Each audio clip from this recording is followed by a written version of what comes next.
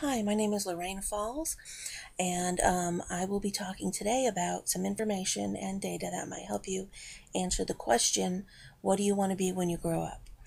I work at the Department of Employment and Workforce in the Business Intelligence Department, and hopefully some of the information you'll hear today will help you make a better career decision. Today we're going to talk about hot jobs in the area. We'll talk about wages, how much those jobs pay, the education and training needed for a lot of the jobs in the Midlands, military options. We'll talk about the importance of work keys and what employers think about soft skills. We'll also have some information on if you want to be a professional athlete. What is your chance of becoming a professional athlete? And what if you don't know what you want to be when you grow up? I'm going to give you a tool that'll be able to help you kind of narrow that search down. Right now in the Midlands, let's look at the top three industries, the top three types of occupations that are in the Midlands area. And you're going to see that healthcare and social assistance is the top of the list, and it employs about 14.3% of all the people that are employed in the Midlands. Most of those people that work in healthcare and social assistance work in hospitals or work in doctors' offices.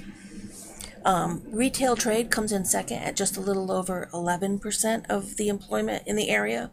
And most of those folks work in general merchandise stores like Walmart or Target, or in food and beverage stores, which is basically grocery stores. The third category is public administration at 9.8%. And that's because Columbia is a capital city. So we do have a lot of public administration or government in this area, including the executive, the legislative branches, and general government. And those particular levels of government do require a lot of human resources to help operate them. Our agency has a system where it can pull out online job ads that employers have posted online, and it spiders out to about 16,000 different websites, big ones and small ones. It has Monster.com and Career Builder, and small ones that maybe belong to a company or out of a trade association. It pulls all those job advertisements together, and it gives us a pretty good picture of what employers right now are looking for. And this table shows that the top 10 job ads in the Midlands area for March of this year included a couple of healthcare, registered nurses. You're going to see registered nurses a lot. Then medical services managers. You're also going to see tractor-trailer truck drivers. You'll see truck drivers a lot today. Some supervisors are on there. Retail salespeople, customer service agents. So there's a lot of variety out there in the top 10 job ads in the Midlands. My agency also tries to project occupations further out in advance. And right now what's available for the Midlands is 2010 to 2020. So these are the list of the top 20 jobs that we expect will be the ones with the most openings in 2020. Registered nurses there again, very near, at the top of the list this time.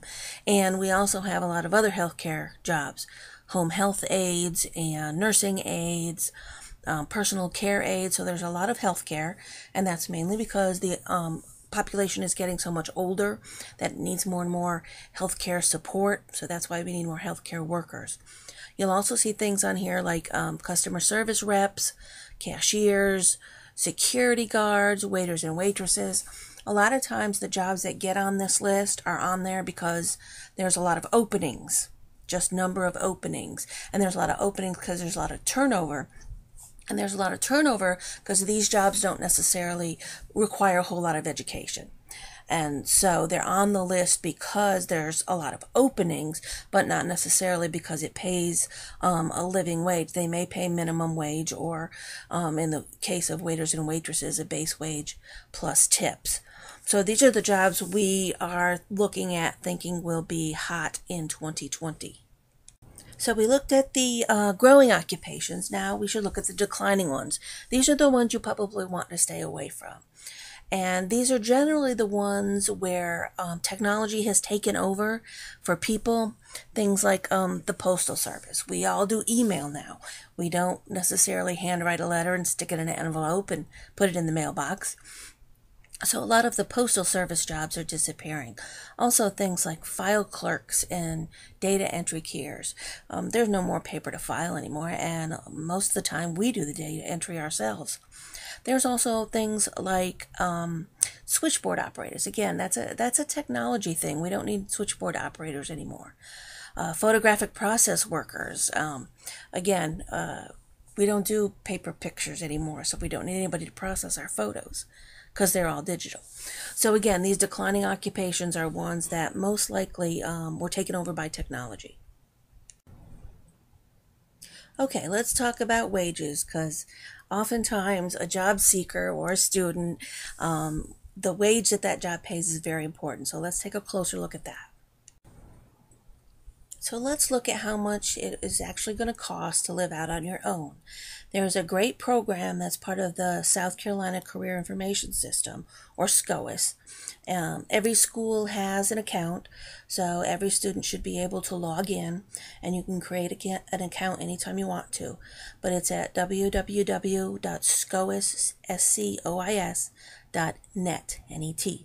So you just log into the system, and there's a section called Assessments, and underneath there is a section called Reality Check. And you go ahead and select a geographic location. It's specific to South Carolina and specific to cities in South Carolina, so it's going to be pretty accurate. So you'll get here to what the screen looks like now, and that's where you've chosen a geographic area. After you're figured out where you want to live, you get to go through and decide how much you're going to spend on basic living necessities like housing, utilities, communication, food. So you pick things like maybe you want an apartment all by yourself, $700 a month. Maybe utilities, of course, you need your cell phone and cable and internet. You're also going to need to eat. So in this case, what I selected for the sample was that you ate out a lot. We're taking into account that maybe you don't know how to cook yet. Health insurance, the health care, is offered through your employer. And then I picked minimal things for entertainment. The system lets you choose a minimum, an average, and a maximum, or you can plug in your own number.